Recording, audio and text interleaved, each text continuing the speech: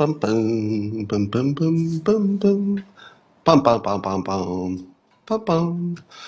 Hey everybody, come on in here. You probably ask yourself, what is the best thing about my day? And this would be you talking to yourself, not me talking to myself. And you probably say to yourself, the best part of the day? Oh, it's probably that time when I have the simultaneous sip in the morning with that cartoonist guy who doesn't know the words to the song. Bum bum bum bum bum. Well, you're in luck because that moment is upon us.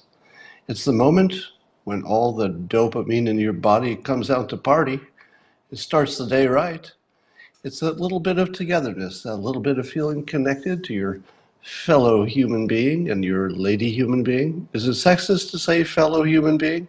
It might be, but we don't need to solve that right now. What we need right now is, well, I think you know. I think you know what you need right now. It goes like this. You need a cup or a mug or a glass, a stein, a chalice, a tankard, maybe a thermos, a flask, a canteen, a vessel of any kind. Fill it with your favorite liquid. I like coffee. And join me now for the simultaneous sip. Unparalleled pleasure.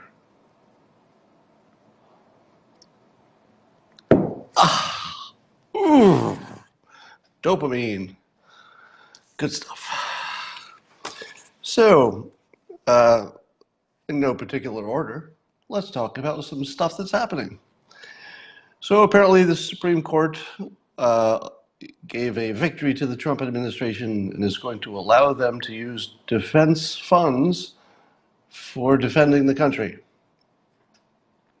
Now, I know it seemed to you like it might be a close call, but yes, our Supreme Court is on it. They're on it. And they've decided that you can make a budget and then you can decide where that budget goes exactly.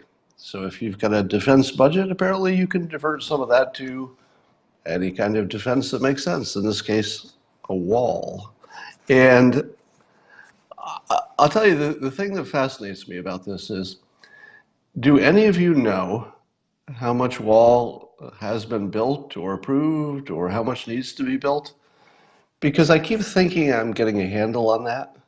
I'll hear a number and I'll say, okay, I'll hold that number in my mind. That's the number of miles that we want to, have a wall or some kind of a barrier. And then I'll say, okay, how much are we actually getting done? How much is funded? And it always seems like some small amount. And then somebody will say, and that's not even new area. It's just rebuilding a wall that had some problems. But I say to you this, if this wall situation is like every other situation in the entire world, there are some parts of it that are very important to protect, and there are other parts that are less important. So if the areas that they're doing right away, even if it's only 100 miles here or there, that might be the most important 100 miles. So we could be getting a bigger bang for the buck than the numbers indicate. But I don't really know. And what I love about this is that the president has, I would say he's created a reality where none existed. And then the actual reality is probably going to follow the artificial reality that the president has created. The artificial reality is that he's going to give funding for a wall, he's going to start building the wall, and he'll just keep going until there's enough wall. So he's created that impression in many people's minds that that process has already begun. And indeed, it has already begun. But it does make a difference if it's tiny versus it's significant. But psychologically, it doesn't make much difference. Because if you're anti-Trump or pro-Trump, anti-wall or pro-wall, you're still hearing stories about wall getting built. You're hearing people argue, well, it's 50 miles or it's 100 miles or he's got approval for 300 or he's got approval for 100. But every time you hear that story, what you're hearing is some wall is getting built. So the president starts with making you feel it, think it, visualize it, until you can't imagine that no wall will get built. It becomes impossible to imagine a world where no wall ever gets built. And then he reports that walls getting built. Now, were his first reports of walls being built exactly accurate? Does he do that? Is this the president who always gets all the details exactly accurate? No. He's the president who knows how to create reality out of nothing. And in this case, he created a reality in which some wall was getting built. Critics would say there's no wall being built. There's just funding that we already had to fix up some walls that already existed. And so some people say there's nothing happening that wasn't going to happen anyway. And others say, well, he promised us a wall, and sure enough, we're hearing reports that there's a wall getting built. So I think the president has, and he'll never get credit for this sort of thing because it's sort of invisible, but he's created a reality. He's sold the reality, maybe shading the details of what's a rehab versus what's new wall, maybe shading the details of what budget's already been approved long ago and what's new money. So maybe those details got shaded a little bit. But at the end of it, the entire country is under the impression that the government's building a wall. And they're not really going to see any bad from that, are they? There's nobody who's going to hear a story that says they built a wall and therefore somebody died or something because of the wall. I mean, there might be a construction accident, but that's not what I'm talking about. So you're not going to hear anything negative that the wall broke. It's one of those things where it could take years before you even know if it's making a difference. So you're going to hear all the success stories every time a block gets picked up or a pipe gets stuck in the ground or whatever they're doing to build walls. So I think the president's created this perfect situation where we have the impression that the wall is inevitable, the wall is already being built, and there are some little questions about where the money comes from, but the government's working it out. That's exactly where the president wants everybody to be thinking. Now, you might say to yourself, Scott, the details matter. He's not building enough wall. Well, let me ask you this. How much wall does he need to build for the people who are thinking about coming across the border to imagine it's getting harder to come across the border? The border is largely psychological. And when I say the border is largely psychological, with or without a wall, if people were incentivized enough, it was a matter of life or death, they could get across. They could figure out a way. It would just be really, really hard. So there's a psychological element, which is you thinking, okay, this is harder than I'm willing to take on. So the psychology of it, he consistently gets right. That's the real story there. I'm seeing this debate, new topic, on whether white supremacist mass murderers are worse than jihadis, and that we must all be racists if we're worried about radical Islamic terrorists, but we're not worried about white supremacist murders because the history recently is mostly white supremacist related murdering. And so people say, hey, if you're going to go by the numbers, if you're going to be rational, these white supremacists are racking up the body count, so they're the ones you need to worry about. And the radical jihadists haven't really killed anybody lately in the mainland, at least not in the homeland. And so they say that the white supremacists are the big risk. To which I say, what's wrong with your brain? Did something happen? Did you have a terrible accident which injured your ability to think? Because you don't judge future risk by past experience. If you're smart, you don't say what has happened before and that's going to tell me what's going to happen in the future. How many times has there been a nuclear war that killed us all? 0 times. How worried are we that we'll have a nuclear war? Plenty worried. All right. How many times has North Korea nuked the United States? 0. Never happened.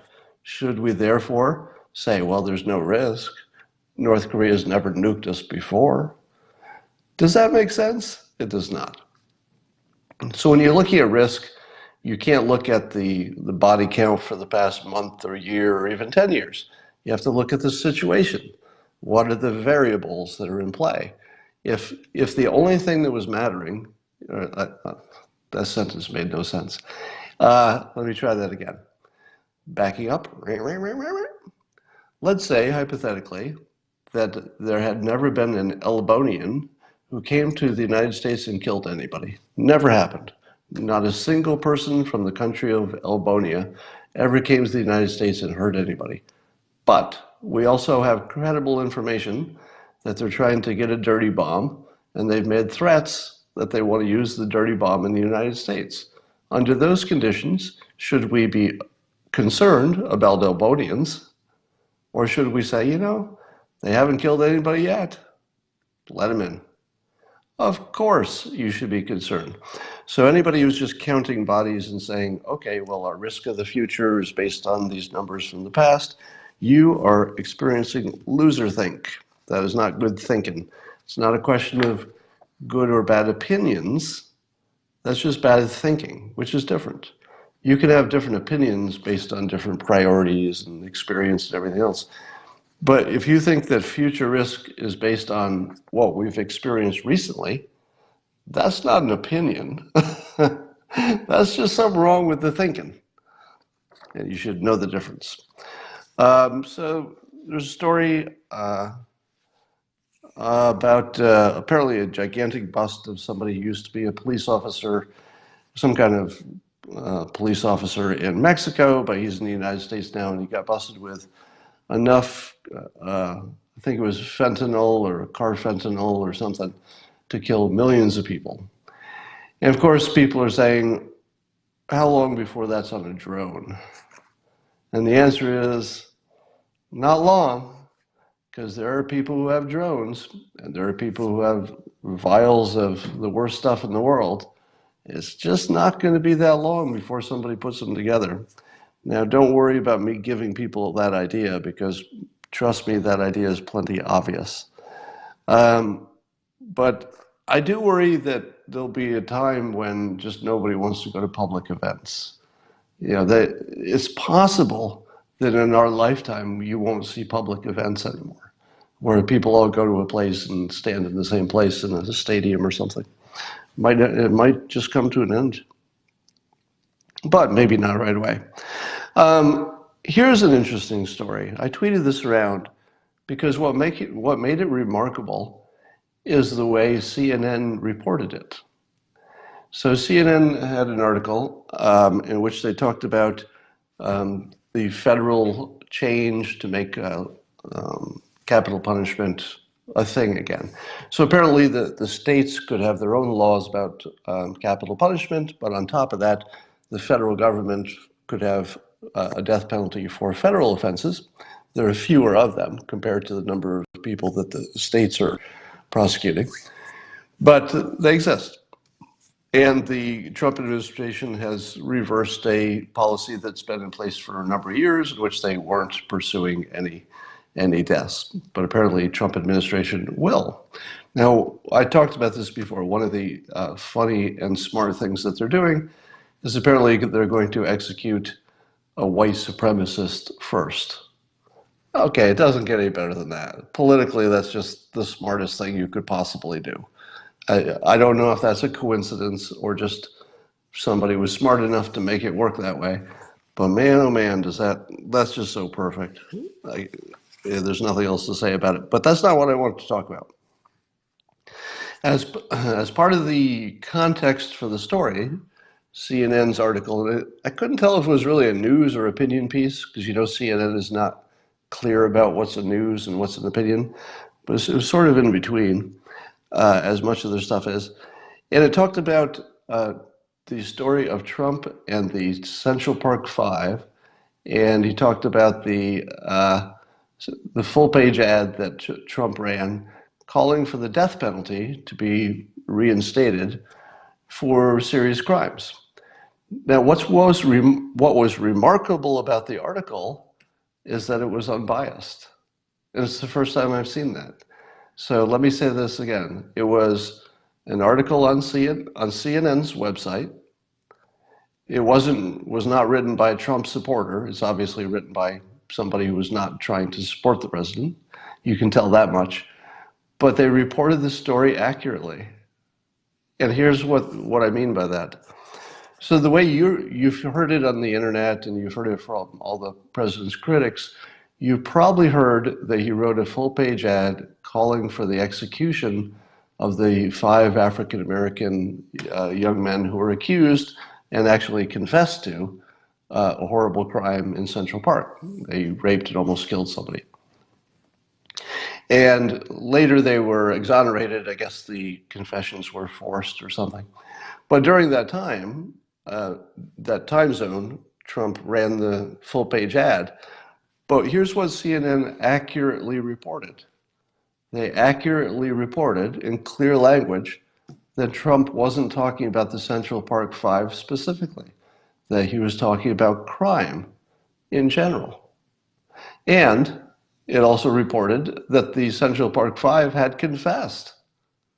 And in other words, there was even if Trump had been wrong about their guilt, it's obvious that if the 5 had confessed, that a reasonable person could think they were guilty. You could be wrong, but it's perfectly reasonable to think that 5 people who confessed might be guilty.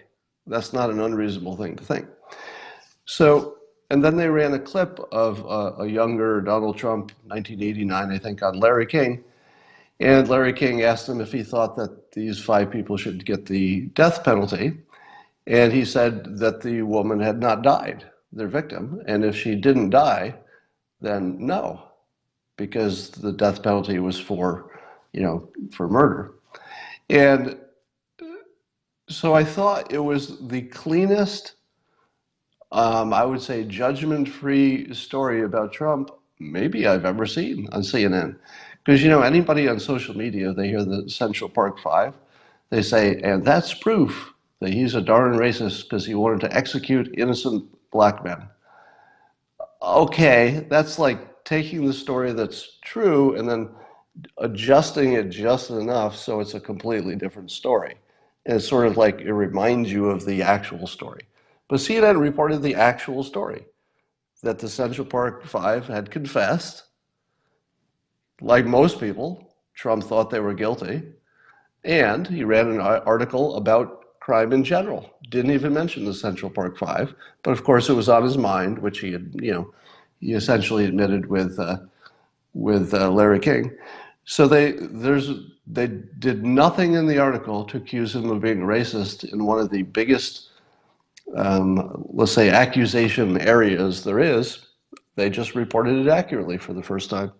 Well, maybe not the first time, but it was striking. It really was. Because I don't. Oh, but here's the other interesting thing. You ready for this? Here's the bow I'm going to put on it all. So I read this story, the first unbiased story about Trump maybe I've ever seen, on CNN, and I think to myself, I'm going to tweet this story. So I go looking for the Twitter button so you can retweet it. I'm like, where is that button? Guess where the button was? Didn't have one. Now I don't know if I'm actually noticing something real or it's a coincidence, so I don't know. But the one unbiased story didn't have a sharing button on it for any of the sites. It's Twitter, Facebook, or anything else. And I looked everywhere. And I'm pretty sure their stories have share buttons, right? Am I wrong about that? I'm almost positive that they all have, yeah, so I ended up copying the link and doing it manually. But think about how few people will share something if you don't have a share button. I mean, I did it because I was going to talk about it, but I probably wouldn't have shared it if I had just been somebody who thought the article was interesting and it didn't have a button. I probably wouldn't have copied the link and done it that way. All right, that's worth mentioning. The other thing that's interesting about this death penalty situation is that now it introduces the topic, and apparently all of the Democratic candidates for president, except Biden, have weighed in. Oh no, there's one of the lesser guys who's running, whose name I can't remember, who is still okay with the death penalty under certain situations.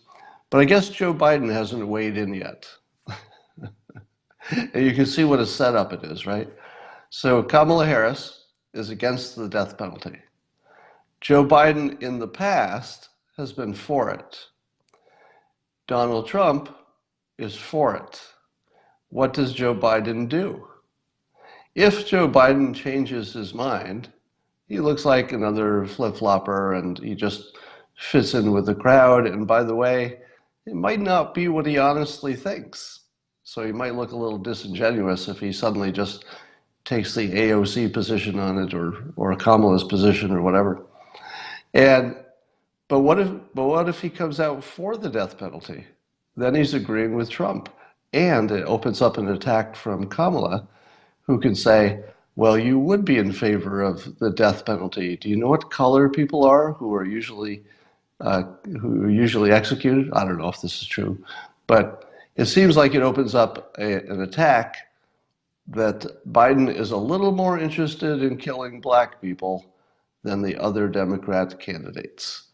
Now, none of this is fair or accurate. It doesn't really, it's not a way, it's not a, it's not an honest way to characterize the situation. You know, even if Biden is in favor of the death penalty, it doesn't mean he's in favor of killing black people. But if you're running for president, somebody's going to spin it that way, and that can't be good for him. So that is an interesting story. Um, so, we talk at great length about how dangerous the internet is in terms of everything from, phishing scandals to bullying to addiction, being addicted to the internet. So the internet has its negatives, but I want to talk about some positives. There have been some real positives lately. The most notable one is if you're not following Bill Pulte, you should. He's kicked off what we could call, or what he calls, hashtag Twitter philanthropy. And he's at Pulte, at Pulte, and he's literally giving away money. Most of it his, some of it other people's, to people who have a good explanation of why they need it. Now he can't give money to everybody, of course, so he's opening it up so that other people can see the people asking for money, and other people can jump in and say, well, you didn't get Bill Pulte's money this time, but maybe I can help you out. So you're seeing people sort of jumping in. I have been amazed at how Bill has tapped into, I guess, some kind of need that people have naturally to be generous.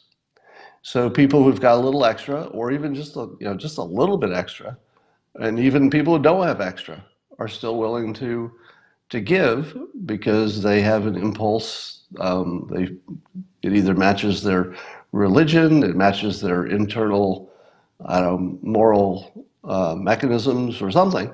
But he's tapped into something important, and a lot of people are jumping on board. And then I saw something today that was just one of the best things that I've seen in a long time. So I wanted to share that.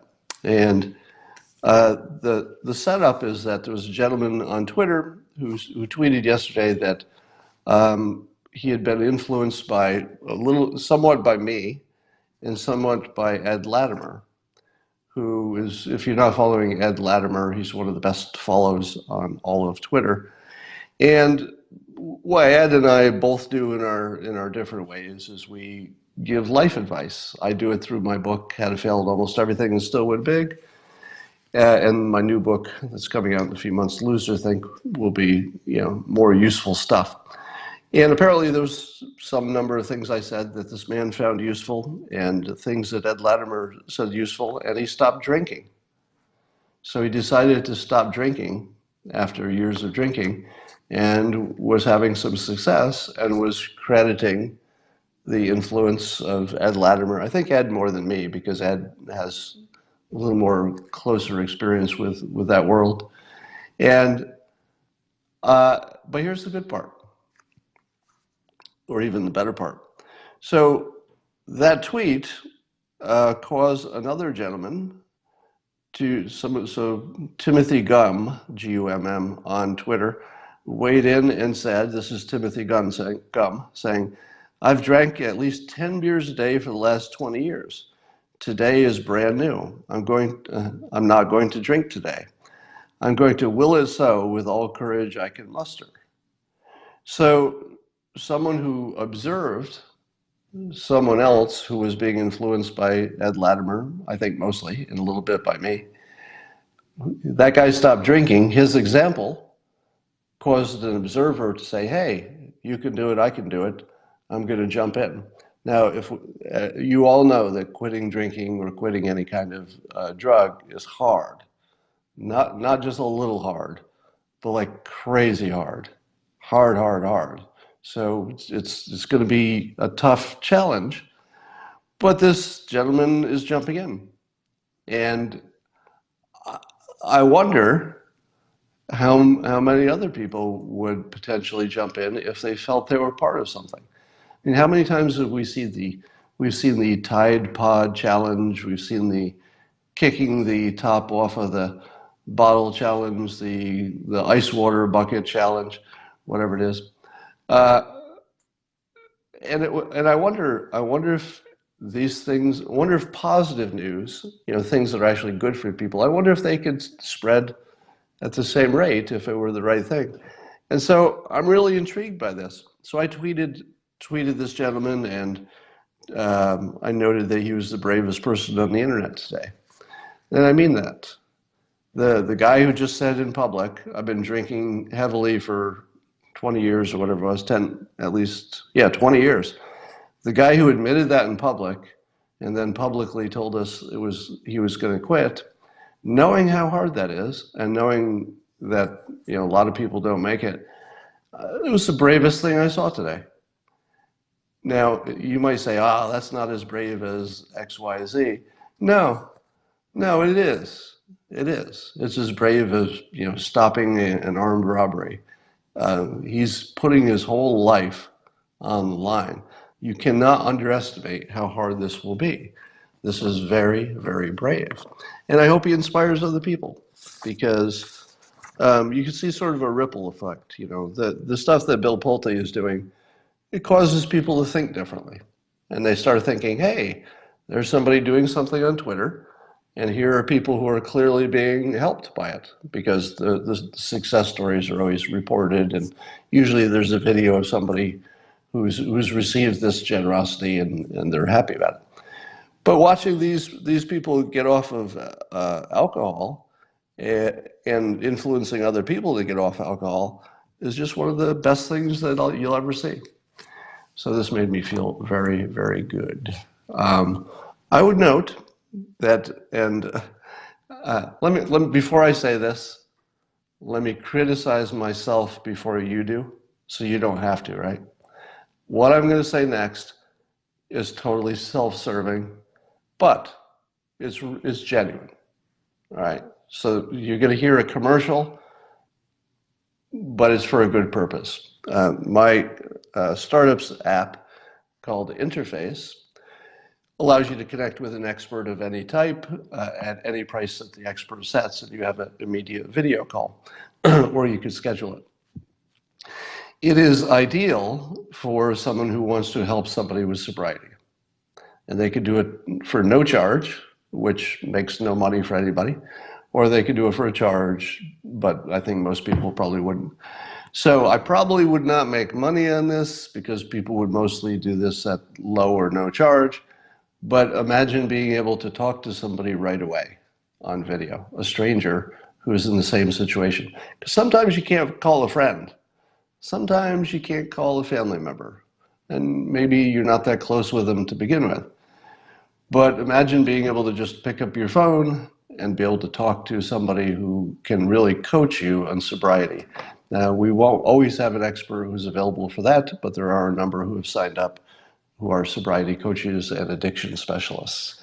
So that's another resource. But and I hope you understand that there's not much in the way of money involved for me if people use this, because like I said, most of the sponsors are probably going to be so inexpensive or zero that it's not really a moneymaker, but if it's helpful, that would be great.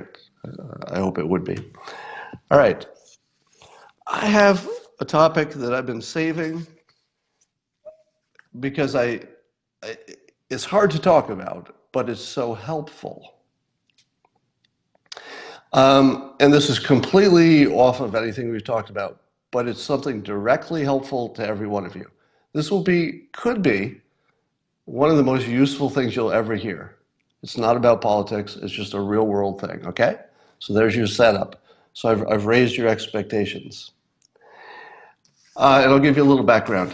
One of the things I like to do with my Dilbert money, once I started making more money than I needed, I'm not huge on luxury. I don't like a lot of cars or houses or anything.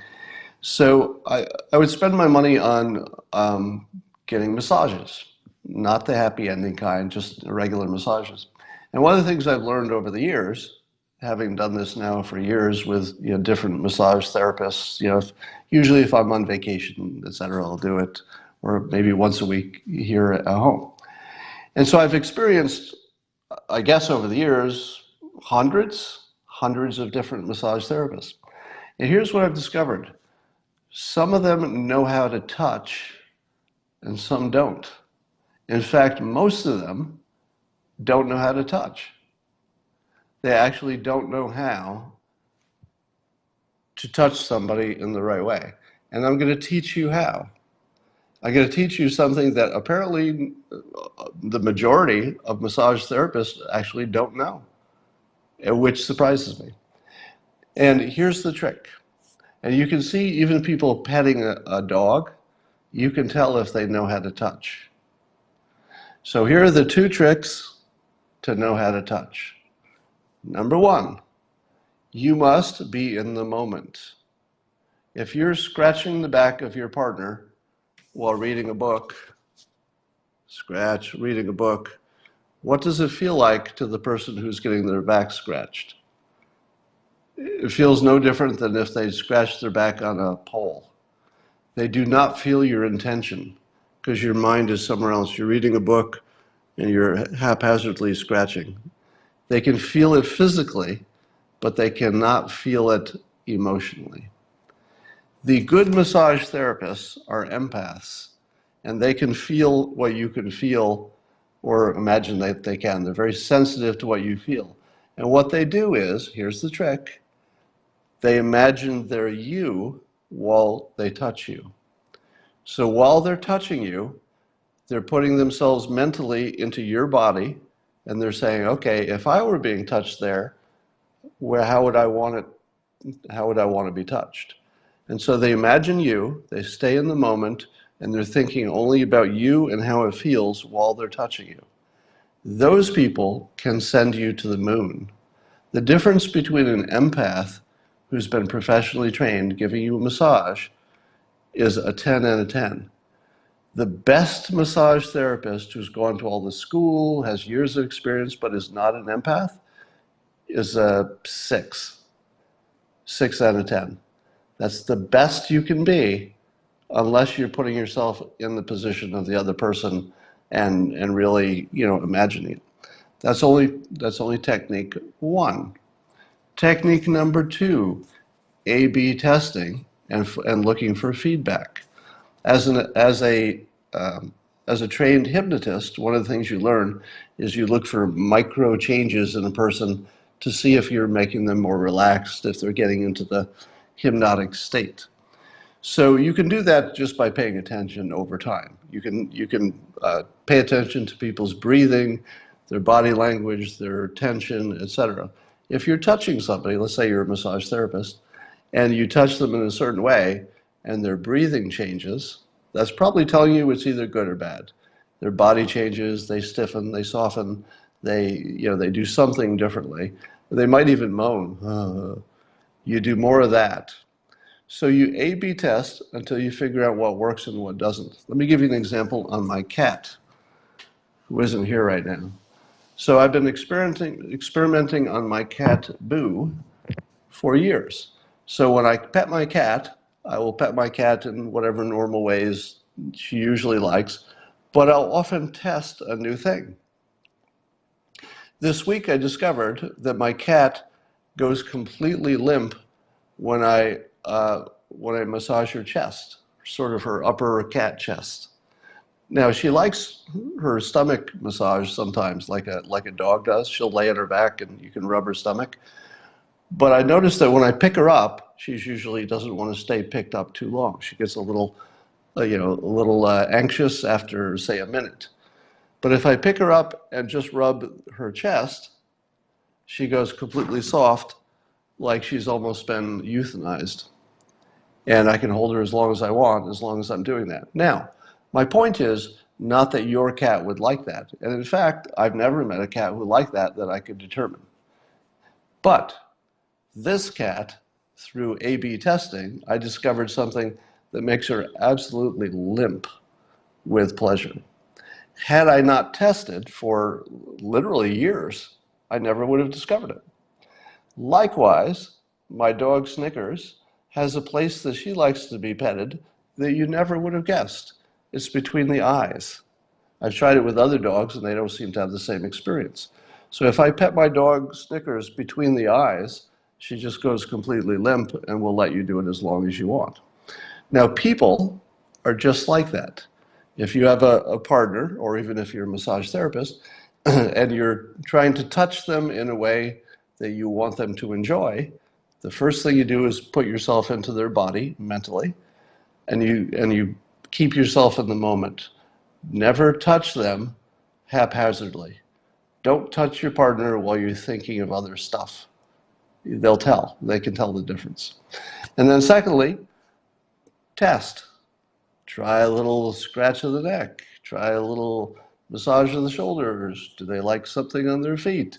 Who knows? But when you find that thing, it's going to be crazy. I'll tell you one little personal secret. You may notice that I'm due for a haircut. Christina, my girlfriend, volunteered, I don't know, months ago. She said, "Hey, I could cut your hair," because easy. Obviously, it's just rare. And so I said, "Well, I would love that." It turns out that for me, the experience of having Christina cut my hair when she knows I actually like how it feels is better than a professional massage, because I know she's in the moment. She's not thinking about anything else because she's concentrating on the process, concentrating on me, and it just sends me into like a whole other universe, like you can't even imagine. Somebody says too much information. It's a haircut. That's not too much information, is it? Um, so my point being, if you do these two things, put yourself in the other person's mind, do a little A/B testing, and stay in the moment, you will send your partner to the moon. But you might have to do a little A/B testing to find out just what works best. Listen for breathing. Here's your tell. Well, I don't know if I could do a demonstration of this on video. Um, the tell that a hypnotist looks for is a sudden breathing change. So if you were trying to, let's say, give a massage or something, and somebody went, ugh, that's sort of an obvious one. But you look for even more subtle ones. It might be without the noise. It might be just the breath. If you get that, see if you can produce it again. If you can produce it twice, you probably have something there. And that is my advice for the day. Um,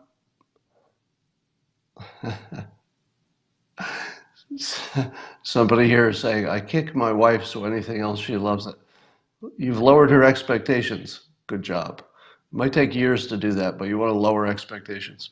All right, so that's a little, let me tell you this, you're not going to understand how good this advice was on touching until you try it. Because if you don't already know these things, or you haven't tried these things, the A/B testing, the empathy, putting yourself in the other person, if you haven't tried that, you have no idea what you're about to experience. You're about to change somebody's experience with you in a crazy way. You're going to like it. And that is all I have for today. Go have a great day.